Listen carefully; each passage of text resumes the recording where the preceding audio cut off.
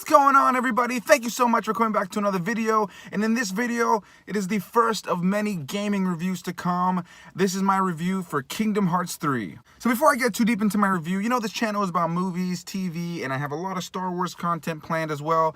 But I just finished beating it over the weekend, Kingdom Hearts 3. I got it day one of release. I would have beaten it a lot sooner, but I really took my sweet ass time with the game. I beat it at around 45 hours of gameplay, and I'm now like around a little bit over 50 hours of gameplay. And yeah, I just wanted to soak it all up. I wanted to take my sweet time, look at everything that I could. I've been waiting so long for this game. I was a diehard fan of the original two that came out and all of the various spin-offs and sequels and prequels that ended up coming out after that. Now, this channel will always remain primarily focused on films and TV and all that kind of stuff, but gaming is such a huge part of my life. I don't think I've ever really expressed that on this channel yet, but yeah, like it's always just been something that since I was a kid I've absolutely loved doing. It's my main hobby and it's what I love to do on my free time 110%, and so I definitely intend on bringing some gameplay videos to this channel as well as some reviews for games that I'm really excited for.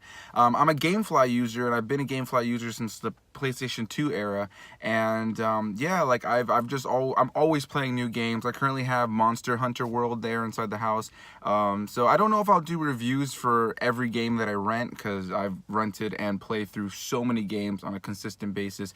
But I mean, if you guys are interested in that kind of content, please let me know down in the comments below. I would really like to know your guys' take on adding game reviews to this channel, old and new. I'm always playing something new, literally at all times. I have literally about 4 or 5 games inside that I'm looking to play, some that I got for free, and then the ones that I rent. So let's get into my review for Kingdom Hearts 3. Guys, this game was beautiful. I mean, I loved absolutely each and every second of this game. You know, I've heard some mixed reviews from certain fans, but I know the majority of people that, at least that I know, that are Kingdom Hearts fans absolutely love this game.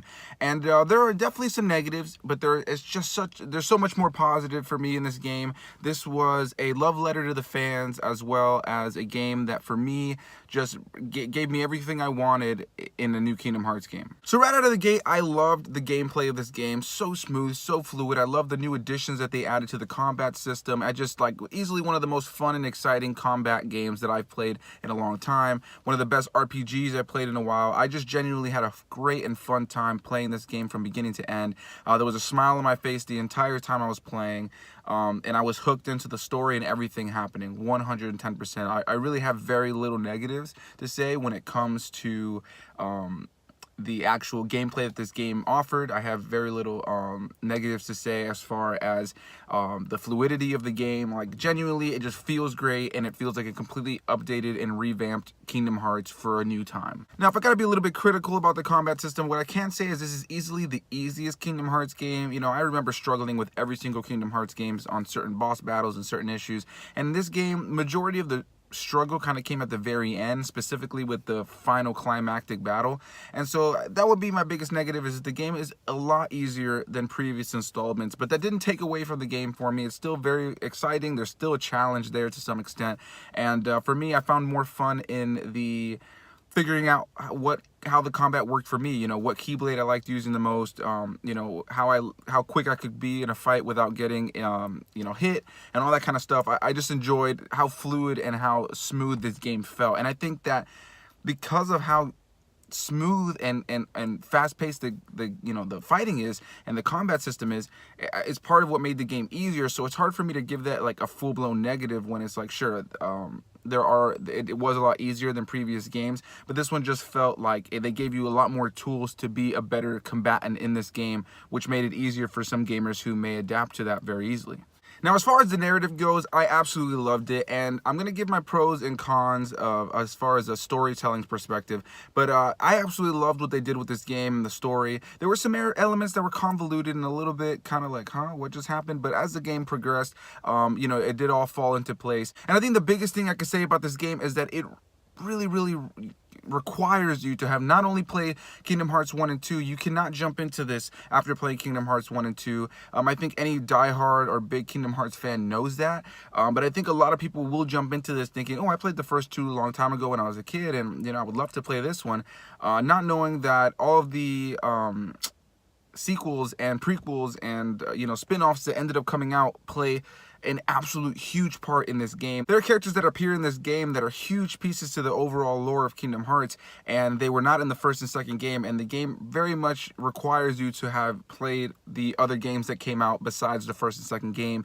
So I can see where that would be a huge negative for just casual players or casual Kingdom Hearts fans. You'd walk into this game and be lost with a huge chunk of the story.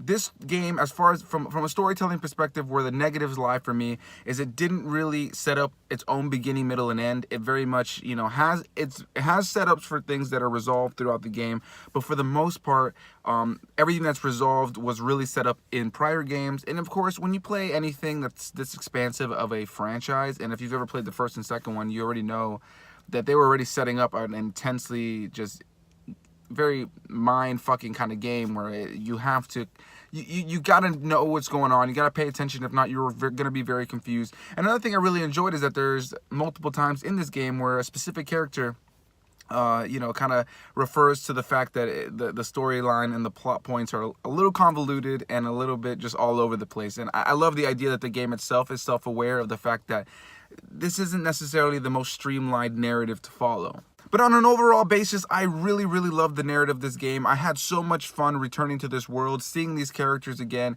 and seeing these relationships blossom in a whole new way, as well as resolving huge emotional pieces from previous games.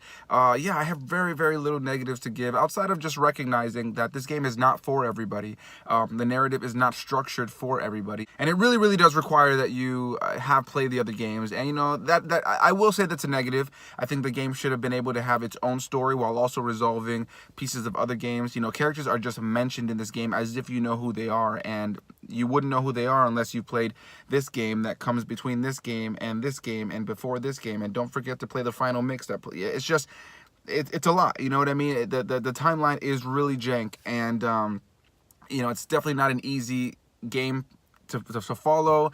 I would never ever suggest this game to anybody who has not played every single Kingdom Hearts game, or at least have a very well-rounded idea of what happens in all of those games.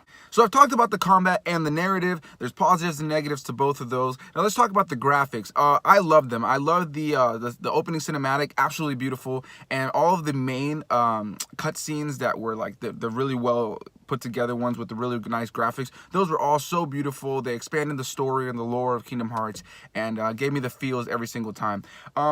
The cutscenes that are a little bit lesser, that each game always has, yeah, you know, the graphics were still great. They're easily the best graphics that we've ever had in the Kingdom Hearts franchise. But as far as my own personal expectations, I guess one little slight negative that really isn't a negative is that I expect there to be at least a little bit better graphics throughout the game, as far as where we are in graphics today. You know, there are certain games that you can play that just look absolutely stunning. And, you know, what I can say is that the graphics for this game definitely, you know, fit the franchise of Kingdom Hearts, and it's better than anything we've had in the past. So it's hard for me to give it like a, this sucked, because I have seen a lot of hate online from certain people saying that the complete overall narrative sucked, that that it was completely just like a mess, and that they ruined the franchise, and that the graphics are weak. And I just think that at that point, you're a little too picky. You're nitpicking a game that really is stunning from beginning to end, has beautiful action and great moments. You really are just nitpicking certain things, and it's just kind of like, you know, were you really even a fan of Kingdom Hearts on an overall level? And if you are and you hated it so much, I'm very curious what you thought. Leave your comments down below. I mean, I've read a lot of comments from people. I feel like they're just not valid comments. I feel like if you really just are hating on this game, you're discrediting too much beauty that was put into this game. Now, is it a perfect game? No, you know, like there was definitely elements I expected to be better, maybe in like the graphic area. I think the storyline could have been a little bit more streamlined and had its own narrative rather than depending on the other games, but that didn't ruin it for me, because I am a huge Kingdom Hearts fan, and I think that going into this, I already knew what kind of to expect based on all the previous installments. One of my favorite things about this game that I also was kind of maybe expecting a little bit more of was the various worlds that we got to go into this game. They really didn't expand the Final Fantasy element of the previous games. You know, if you have no idea what Kingdom Hearts is and you're still watching this, it's a blend of Final Fantasy and Disney. And so in the previous games, there was a lot of really great Final Fantasy characters that would show up in the mix, and, you know, and really make it feel like an awesome blend. And I was really hoping to see certain characters from the previous games that are Final Fantasy characters reappear, and they didn't. And so that was probably my biggest letdown, is that Final Fantasy really doesn't have a huge presence in this game whatsoever. There's slight little things, but not really at all. And so that's definitely a big negative for me. I think since the last Kingdom Hearts, or just all the other ones, there's been some really awesome Final Fantasy characters that have come out in some of the newest Final Fantasy games, and I would have loved to have seen them introduced in this game and mixed in with Sora, Donald, and Goofy. I think that they definitely missed an opportunity there. I don't really know what the ins and outs of, you know, the business side of why that didn't happen was, but yeah, you know, that was definitely a disappointment. I really wish that Final Fantasy would have had a bigger presence in this game. As far as the Disney worlds in this game, it was really awesome to return to specific worlds that we got to return to. And yeah, I really enjoyed all the new ones that they added to this game. Yeah, I just always have a great time jumping in and out of all these different worlds and being able to see how your character appearance changes and the character interactions, being able to see these characters that you know and love from the movies, you know, brought to life in a video game where you now get to interact with them. Sometimes they retell the story of the movie with your characters now involved, and a lot of times they, like the Monsters Inc. world, they kind of do a continuation, you know, or they'll pick a specific movie, like in the Caribbean, and they did the third Pirates of the Caribbean, and your characters are now involved in that narrative. So I always really enjoyed to see what they do with that, and I had a lot of fun with all the Disney worlds that they added to this. I guess I was hoping, you know, it's not necessarily an expectation, but I was hoping that with the fact that Disney now owns, since the last Kingdom Hearts, or you know, the first two, they acquired Pixar, which Pixar does have a presence in here, but they've also acquired Marvel and Star Wars, and a part of me was just praying that they would add a Star Wars or Marvel world. I think that would have been super, super cool to really expand this, but I understand why they didn't. You know, it's not really like a huge negative or something that took away from me in the game. Any of the negatives that I do have about this game didn't take away from the overwhelming positive that I had from this game. So that's what I can say right out of the gate, is I love this game from beginning to end. There are some negatives throughout, some things that maybe I personally wanted, but not something that really I feel like I deserved or that necessarily needed to be in the game as like a game ruining element to the game, you know? So yeah, guys, I think that's gonna kind of wrap up my review. I love the combat, I love the look, I love the worlds, I love this game, I love the resolution of so many storylines. Now, what I can say is I know that they were kind of promoting this game to be a conclusion to the franchise, and it definitely is not. What I could say is, like, it definitely resolves and concludes a lot of storylines, which is definitely exciting, but they left that thing wide open for so much more. So for me, that's super exciting. I hope that the success of this game, which it has been incredibly successful, will prompt them to make more Kingdom Hearts and not make us wait so long for another main console game. You know what I mean? We waited far too long to have another Kingdom Hearts on a main console. As you know, Kingdom Hearts 4 should not take this long. We should not have another 7 or 8 like in between and prequel and, you know, all these kind of games prior to Kingdom Hearts 4. I think that at this point they've done it. Let's get Kingdom Hearts 4 as a main console game soon enough, you know what I mean? Obviously take their time, but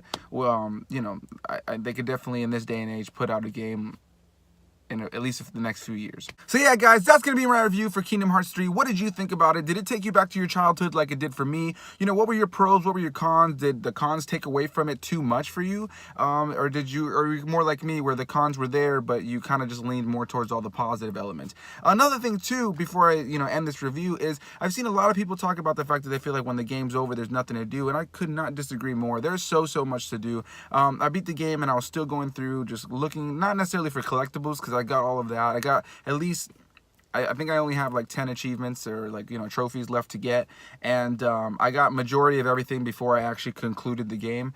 But there's still more that I know that's there. There's definitely stuff that I still need to do and get done, and yeah, I'm excited to. That's the best part, is like going back when I was a kid, I would sit there and play through Kingdom Hearts 1 and 2 and all the various ones so many times over and over again to look for everything, to play through everything, and I think that there's still so much more to do. Even just roaming around and fighting is just so much fun in this game. I'm gonna have so much fun continuing to play this game. Now, I have taken a short break from it at this moment to move on to a few other games that I wanted to get through. Like I said, I have GameFly, so there's some games sitting there. I'd rather not be paying for GameFly for the games to just sit there. But yeah, guys, that's gonna be my review. Thank you guys so much for watching. I really appreciate it. I can't tell you guys enough how much I appreciate the comments and those of you who are continually engaging in this channel.